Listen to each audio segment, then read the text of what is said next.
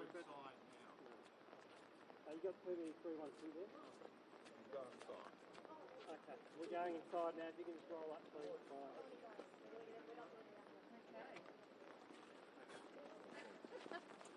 They found space for us. Yeah, all of a sudden. Rich, do you want me to take this? I'll grab that. Thank you. Anything else you want me to grab?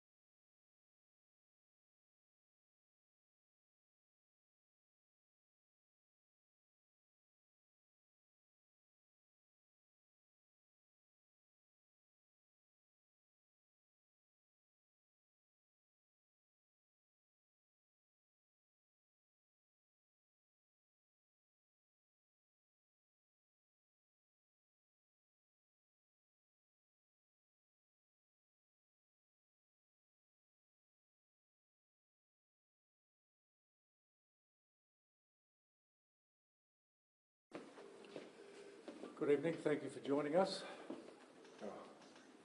The word tragic doesn't begin to describe what occurred today in our community at Paul Punker. The community and the police family are grieving tonight. I'd like to share some details with you. Firstly, I want to acknowledge our fine and brave officers that lost their lives today in the line of duty. One of those officers was a 59-year-old detective. The other officer, a 35-year-old senior constable. One of our other good officers was a detective. He has been shot and is currently in surgery, being treated. His injuries are not life-threatening. In terms of the current situation, the suspect for this horrific event is still at large.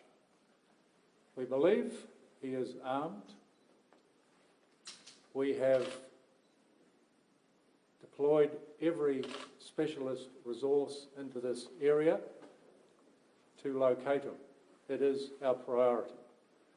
Our priority is to arrest him, to ensure that he's held to account for the actions, but also very much to bring safety and security to this community. We have hundreds of police resources assigned to this very important task. I would like to ensure the community that we're doing every effort. I do ask members of the community to stay indoors, take care of themselves. If you see anything or hear anything that concerns you, please ring us at the local station, 000 or Crime Stoppers. I would like to talk to the police family and the loved ones of our lost and fallen officers. Myself and every member of Victoria Police are with you at this moment. Our hearts go out to you. We thank those courageous officers. In fact, we thank every police officer who comes to work every day to keep their communities safe, knowing that these things can and do occur. So we are with our officers every step of the way. And we will do everything to look after the families of those officers. I have received messages from all my Commissioner colleagues across Australia who feel this as much as we do. And they send their support and love and offer every assistance also. I will remain here to answer some questions, but I would now like to hand over to Mr. Wayne Gatt, who is the head of the Police Association. Thank you, Wayne. Thank you, Chief Commissioner. I'd like to thank the Chief Commissioner for his leadership and his support. Our immediate thoughts are obviously with the loved ones and the families of our fallen officers who were murdered today. Police stations have fallen silent in Victoria. When we were first notified, there's a shocking and eerie feeling of dread and indeed a sense of not knowing what to do, and that's something that's being echoed in every police station across this state right now. Indeed, as we're having this press conference here today, thousands of police at home, in police stations, in mess rooms, in muster rooms will be watching this. And I want to say to those people, there are members of the police force, family here, members of the Police Association standing with your colleagues, supporting those colleagues. It's important for you to understand if you're out in the field, and I do want to acknowledge that we still have hundreds of our members putting themselves in danger right as we speak in an attempt to conclude this situation. Our members today paid the ultimate price for protecting the community. It's the price that is often in the back of our minds, something we try to keep there as much as we can. Sadly, on days like this, it comes to the surface, it comes out. In fact, it's too clear. Police officers today across the state will go home. They'll crash at that point. At the moment, they're busy doing their job, trying to keep things going and trying to resolve this situation. But when they're in the quiet and silence of their homes, they will crash. They will have to deal with the loss of their colleagues, and they'll hug their loved ones a little tighter, something, sadly, 2 of our members tonight will have missed the opportunity to do forever. Thank you. Thank you, Wayne. Nicely said. I'm happy to take questions, but you will, of course, understand this is an ongoing situation. So some things we have to keep to ourselves while we're in pursuit of this person. Chief, at this stage, what can you tell us about the suspect, about the man on the motor? There is some things in the public domain. We know that the person is heavily armed. We know that they are dangerous, obviously, down to what they've done here this morning. I'm not going to go to any other further details until that person is apprehended. Well, can you tell us about how this unfolded this afternoon or later this morning? What unfolded today was that 10 very dedicated police officers went to execute a search warrant at that address, and we are still debriefing the other officers that were involved, the 7 officers that are physically okay, but not very traumatised, obviously. They were met by the offender, and they were murdered in cold blood. How was he able to get away? There were 10 cops. He was heavily armed, and he was able to escape into the bush. I do understand that he was pursued, but he was able to get away. With a At car that or point, did he take? On foot. At that point, did he take people with him? Been reported a woman and at least one child.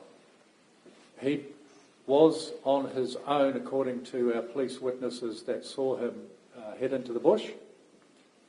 We are still looking to locate his partner and 2 children, but he was not seen to head into the bush with them.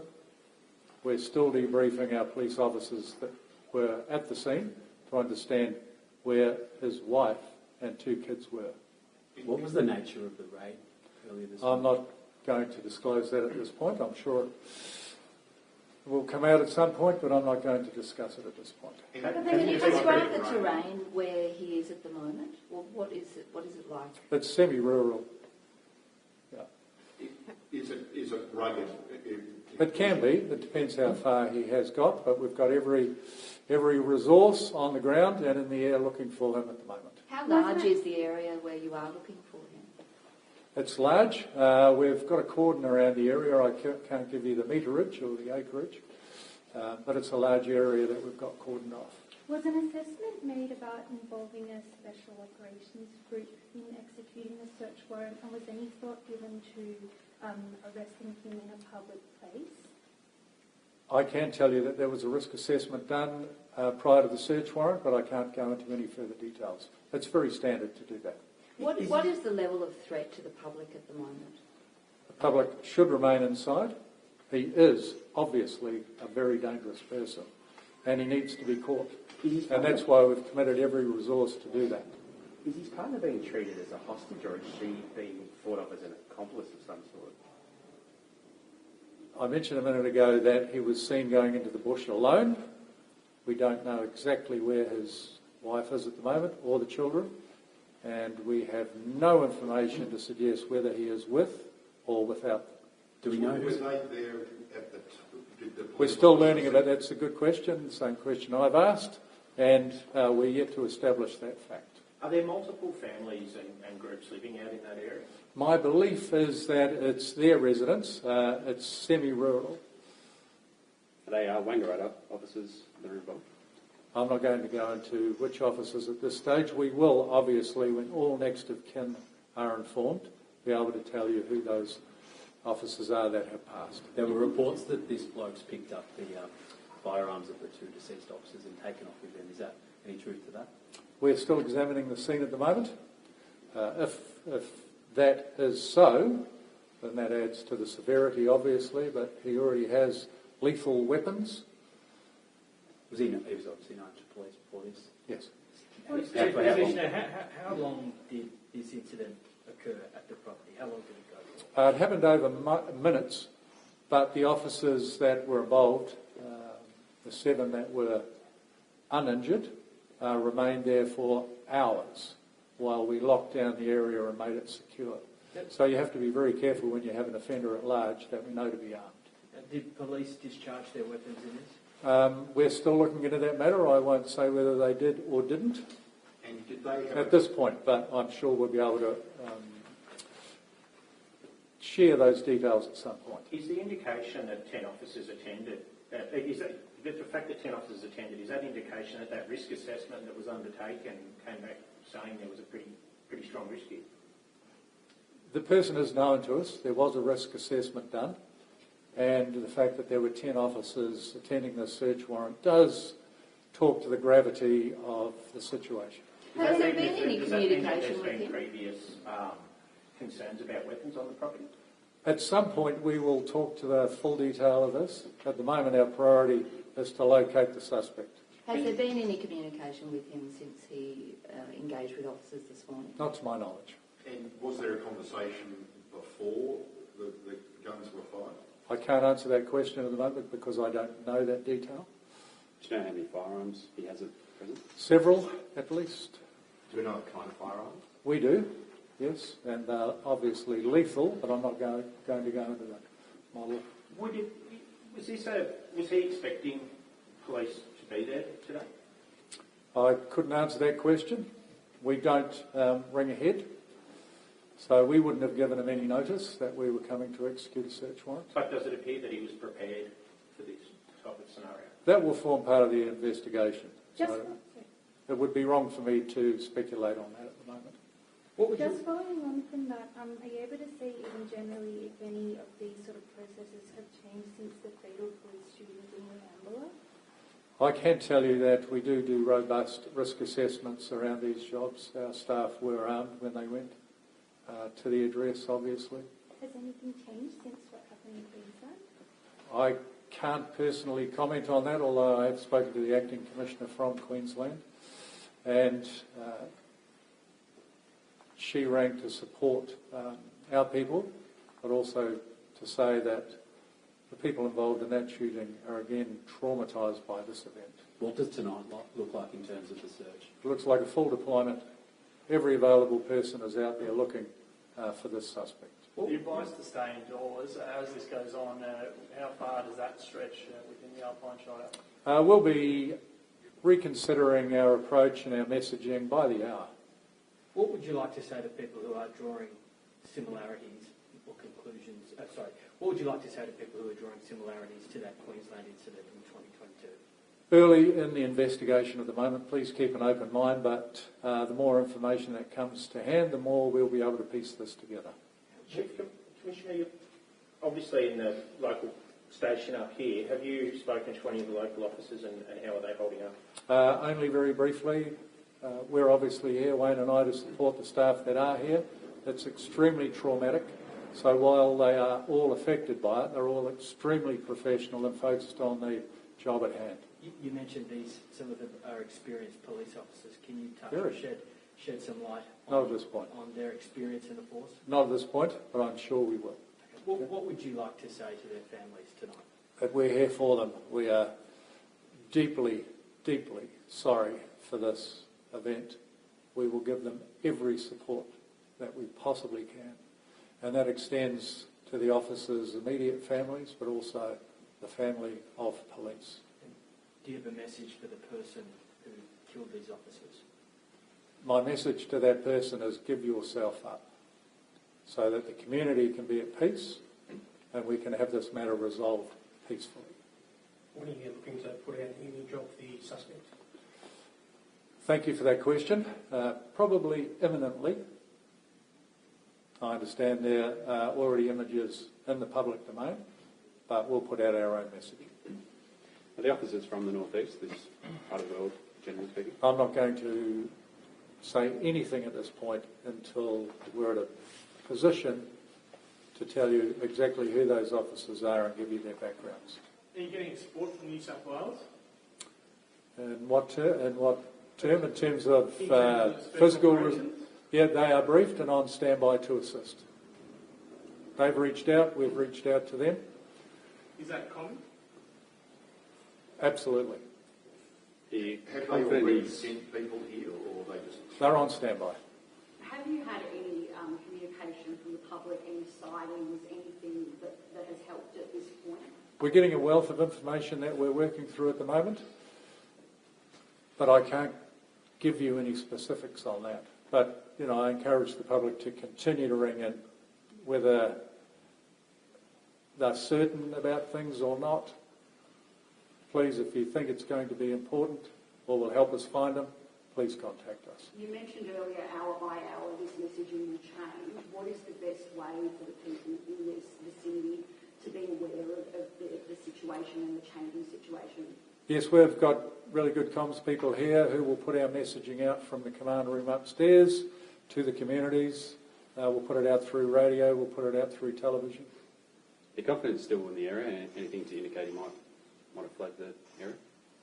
We have nothing to suggest he's fled the area, but we are keeping a very open mind. Can you Last describe questions, guys. Can you describe the sort of property he lives on? There's a report that he lived in a bus. Does it have vehicles on the property? What can you? It was a semi-rural address with a house and an adjoining bus. That's all I can tell you at the moment. And are there surrounding...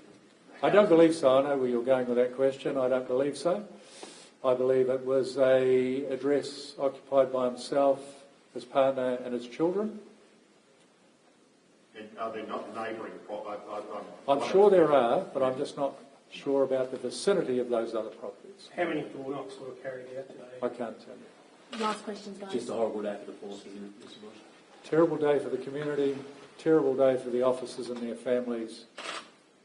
And Victoria Police are fully deployed to bring this matter to a peaceful conclusion. Thanks, guys. Thank you for your Thank you. attention and help. Thank you. Thank Appreciate it. Thank you.